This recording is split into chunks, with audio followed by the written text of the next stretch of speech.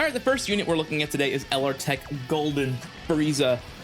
This unit is a very strong tank, but I am worried about him in certain scenarios because, especially turn 1, right?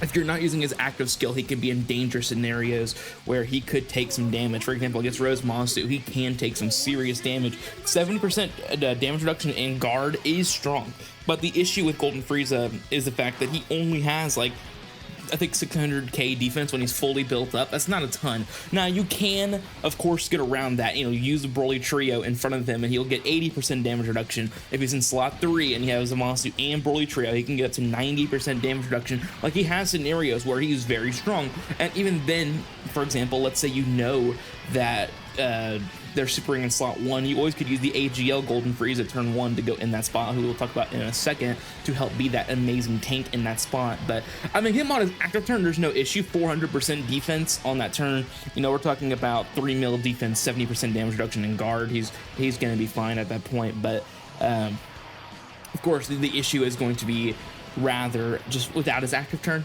Now granted, you're not going to be using Golden Frieza a ton outside of turn 3 anyways. I mean, sure, turn 1, I mean, you could go to Gogeta turn 3 anyways and you don't have to worry about it, but I mean, you may want to save your active skill, right? You may want to save the active for Gogeta, so you might just want to survive 1 turn with that Golden Frieza. But the Golden Frieza has a ton of options to be tanky, again, especially with the active turn, that allows him to be an amazing unit. So I enjoy this unit a ton, tanking wise. Again, he can have some issues, but him on his active turn that he has access to turn 1 allows him to be an amazing option.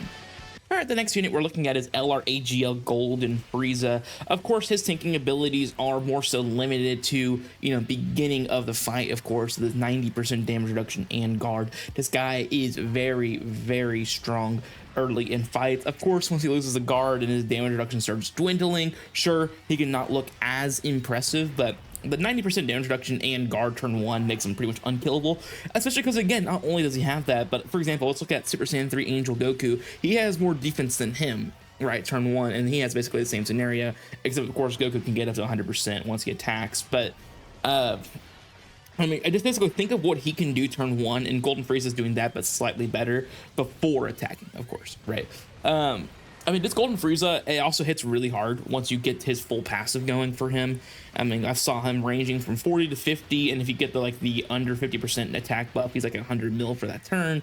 Like, he does some crazy damage, which is pretty insane, because this Golden Frieza, I mean, he was doing decent damage, but I wouldn't say like he was doing like the upper echelon of damage during releases when he came out, and they can basically allowed him to be at like 100 million at one point in his turn, which is pretty impressive, because again, he's not like a LR Tech Broly, you know, when he released he did a ton of damage and then he's like a glass cannon. Like, no, like Frieza wasn't really well known for his damage, but they allowed him to not only be a defensive menace, but to do some crazy damage. I mean, some easy aids we've seen throughout the Global Dokkan campaign didn't even do nearly as much damage as he's doing. I guess the only person I could think that did even close to that level of damage is the STR Omega. Like, he does a stupid amount of damage on his super easy A, but outside of that, there really wasn't anybody who was doing the level of damage that this Golden Frieza can do once he's fully rolling. But again, this unit is really good though due to his tanking ability, and again, he's gonna age miraculously due to how his kit is structured. All right, I know it's weird to include LR Tech DBS Gogeta on this list, but you got to hear me out. First of all, he has 40% damage reduction right away, which is a huge, just good thing to have on this unit. I don't know, 40% damage reduction really does not sound like that much, right? Like, it doesn't. It simply doesn't, right? Like, let's not lie. It's not a ton of damage reduction in the meta we are in. But you have to remember, this guy's a dodge unit. This guy is literally meant to be quote-unquote dodge or die. He gets 50% dodge, and then when he gets 10 orbs, he has another 50% dodge, making it 100% dodge. But really, the greatest thing about this unit is the fact that he can get very tanky very quickly. Now, here's the thing, right? It definitely depends on how many attacks you do, right? He has his Ultra Super, which massively raises attack and defense, and then he greatly raises attack and defense on Super for his 12 cube, right? So it definitely depends on both of those factors. But to be honest, first of all, you're not going to see him even take a hit that often because most fights are not dodge canceling. There are dodge canceling fights, like I'm not going to say there's not, but and it's not like dodge canceling isn't every single boss. There's only one real relevant fight with it, and that is the stage 5 of the blue zone for the, what is it, like the next generation blue zone, that's what it's called. I mean, yeah, the GT boss rush also has it, but it's really not that big of a deal. I mean, I would say that's probably Gogeta's worst matchup, actually. Like, Gogeta's worst matchup is 100% the biggest counter int boss, doing about 8 mil, and then of course he's dodge canceling. I mean, but here's the thing, even on active turn, like let's just say you knew, like you know for the fact, right, that you're facing a dodge canceling boss. There's 3 dodge canceling phases, right? You have the Ice, Shinron, it's just the Texan and then the Omega that are dodge canceling. Sorry, those 2 are your dodge canceling phases, right? And then you go in and no, that's not right. I'm sorry. Yeah, I'm looking this up live on recording. I'm pretty sure it's Ice that's dodge canceling, and then it's Omega that's dodge canceling, which is still, I mean, regardless, right? While I'm looking at this, the biggest issue, of course, is that it's int Omega at the end of the fight and is dodge canceling and doing about 8 mil super. Like it's just not what you're going to survive unless you can save your active skill. That's right. Ice Shinron also has it, which is another int boss. 2 int bosses with dodge canceling that can really hurt this Gogeta. But granted, again, you could damage blitz the Ice. He's only at 200,000 HP. And let's just say let's say you're running double tech Gogeta, right? Let's just run that scenario. You're running double tech Gogeta. You have your first tech Gogeta show up. You pop it active against him. You just shred him because the tech Gogeta on that turn is doing stupid damage.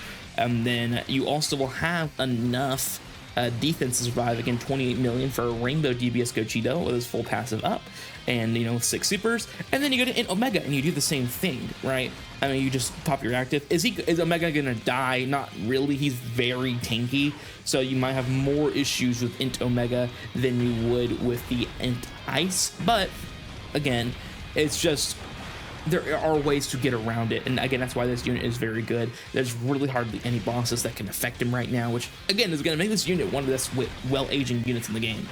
Alright guys, I'm going to stop this video for 1 second because this video is sponsored by G Fuel. If you guys enjoy these products, there is a wide range of all kinds of products. The favorite ones, of course, for me are the ones with the Dragon Ball flavors.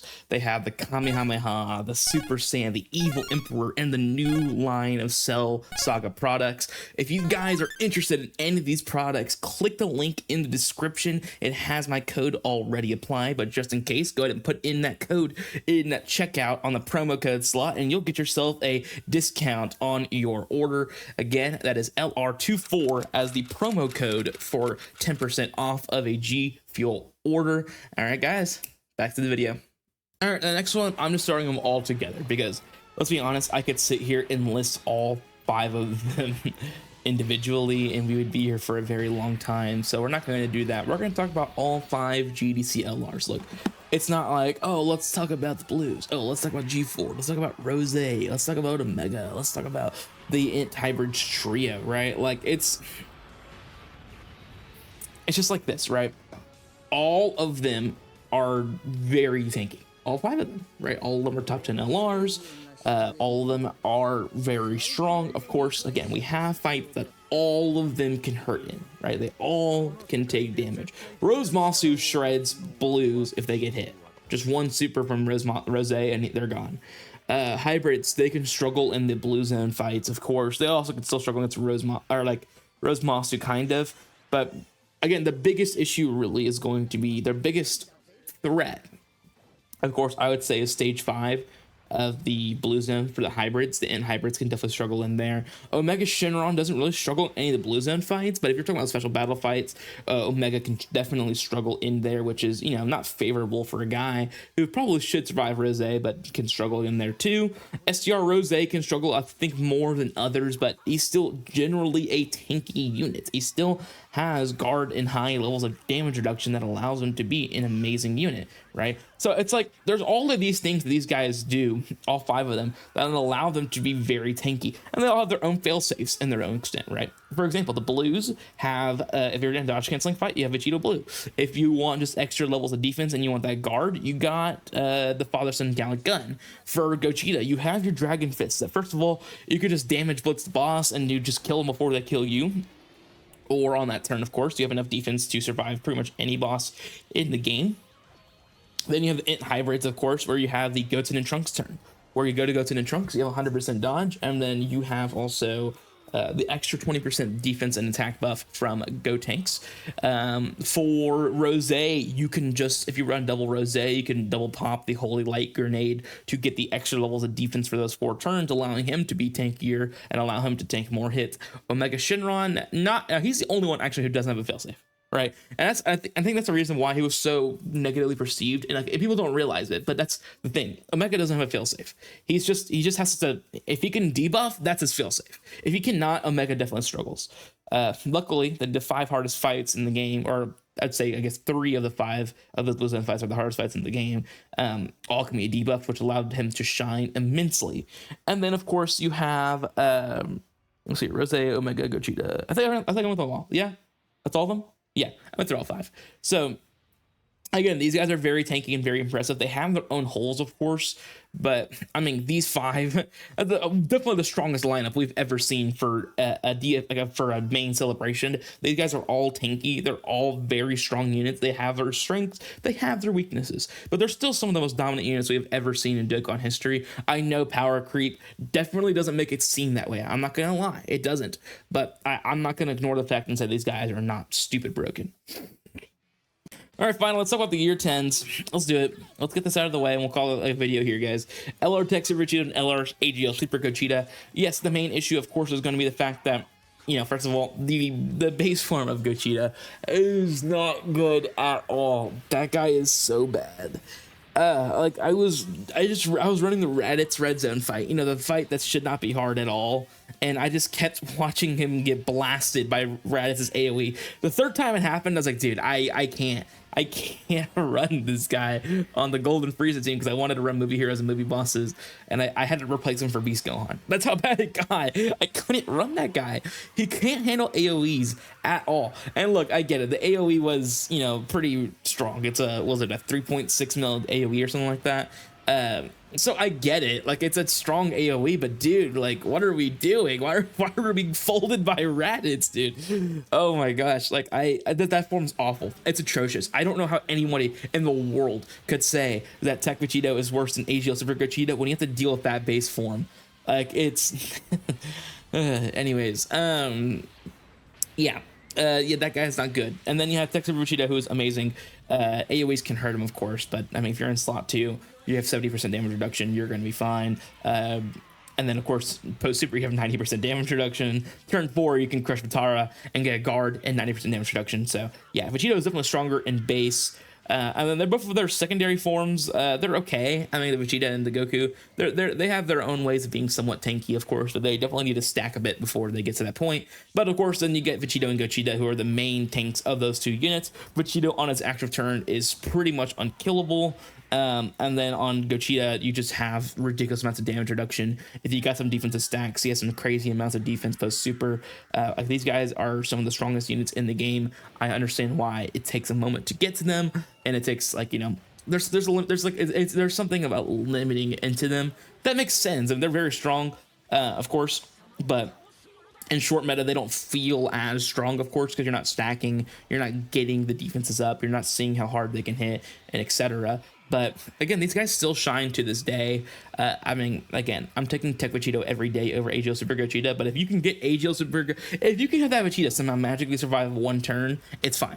You're good. You're good. You win because you get the Ghost Usher or Gogeta and you win, right? Like it's just simple as that. But if you don't, you die. And then you lose. And you guys start over because that base form is awful. But anyways, let me know what you guys think. This is a more shorter video, I think. I mean, I guess a shorter amount of units to talk about. Maybe not a shorter video, but I really wanted to revisit this topic a little bit. I know I kind of went over this recently, but when they released Golden Frieza, 2 of them, and they're both ridiculously strong, and a DBS Gogeta that can get to 28 million defense, I definitely have to talk about it.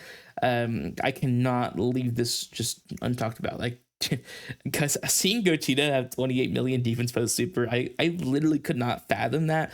That's just crazy. That's crazy. Like, how do you? There's a festival of boss, a festival of battles can't even stop this guy. It's crazy. It's crazy how strong this guy is. But anyways, let me know what you guys think in the comments below. If you guys enjoyed the video, click the first link in the description.